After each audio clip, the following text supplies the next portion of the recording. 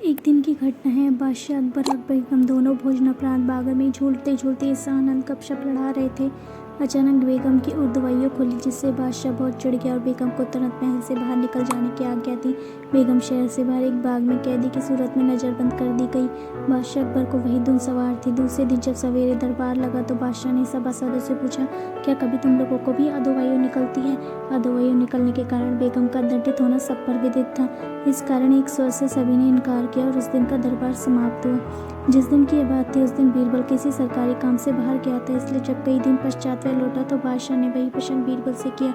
भला बीरबल कब चूकने वाला था? वह झट बोला, प्रथिनाथ, जिस तरह से अन्य लोगों को अधिवाई होती है उसी तरह मुझे भी होती है।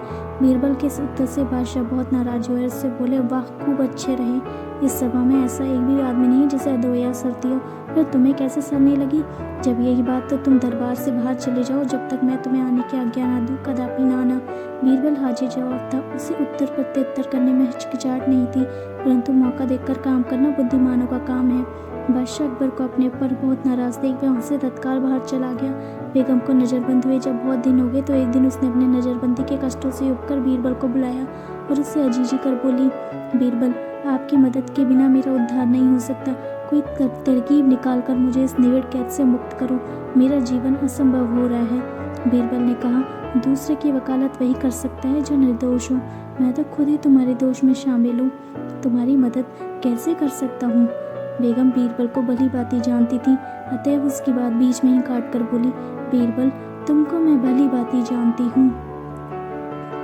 मेरा दृढ़ विश्वास है कि चाहे बादशाह अकबर तुमसे भले ही नाखुश हो, परंतु उनको मना लेना तुम्हारा बाएं हाथ का खेल है। बेगम की इस युक्ति संग बात को सुनकर बीरबल खुश हो गया और उसने कार्य साधन के निमित्त 10,000 रुपये की मांग पेश की। उसे तत्क्षण 10,000 की थैली समर्पण की गई। बीरबल ने घर पहुंचकर एक सुनार को बुलवाया। वह अपने काम का बड़ा पक्का था। बीरबल उसको रुपए की एक थैली देकर बोला, सेठ जी, मुझे मोती मंडित स्वर्ण का एक जव की बाली दरकार है, इसलिए आप उत्तम उत्तम मोतियों को बाजार से संग्रह कर उन्हें सोने में इस प्रकार चढ़े कि देखने में हूबहू जव की बाली ही जान पड़े। सुनार कुछ कालोपरांत एक उत्कृष्ट बाली बना लाया। बीरबल उसे देखकर बड़ा प्रसन्न हुआ और उसे कुछ द्रव्य इनाम में देकर विदा किया। अब उस बाली को लेकर बीर बादशाह के महल की तरफ चला। दरबार में पहुंचते पहुंचते आधा दिन ढल गया। पहरेदारों से अपने आने का संदेशा बादशाह के पास ये भेजा, पृथ्वीनाथ, मैं एक बड़ी आवश्यक कार्यवश आपसे मिलने आया हूँ। यदि आज्ञा हो तो अंदर आऊँ? बादशाह ने आज्ञा देकर बीरबल को दरबार में बुलवा लिया। बीरबल बादशाह के पास पहुंचकर नियम अनुसार सलाम कर बगल में बैठ गया और मोती उसके हाथ में देकर बोला, गरीब परिवार, यह मोती का बीज एक बाहरी व्यापारी लेकर आया था, जिसे मैंने बड़ी कठिनता से प्राप्त किया है। इसमें एक खासियत यह है कि यदि कोई पाक साफ आदमी इसको अच्छी जमीन में बोएगा तो इसी के समान और से बहुत से मोती पैदा होंगे। मैंने देखा कि यह काम सिर्फ आपके देवा दूसरा कोई नहीं कर सकेगा, अतएव इसकी सेवा में लेकर उपस्थित हुआ हूँ। कृपया इसको किसी अच्छी जमीन पर बो दीजिए, आपको आगे चलकर इससे बड़ा लाभ मिलेगा।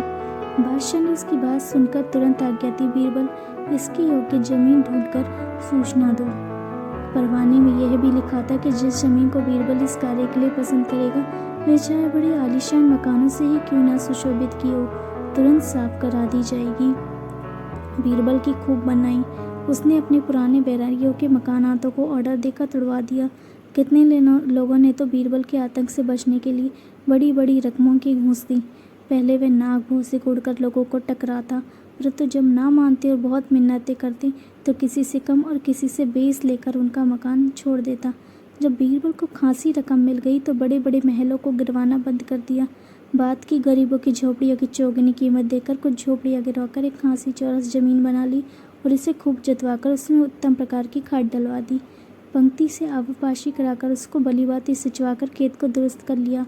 जब बीज बोने के काबिल खेत तैयार हुआ तब बीरबल ने एक दूत द्वारा बादशाह के पास खबर भेजी, पृथ्वीनाथ, आपका खेत तैयार हो गया है, अब आप सभासदों के सहित पधार कर खेत का मुलाइजा फरमाएं।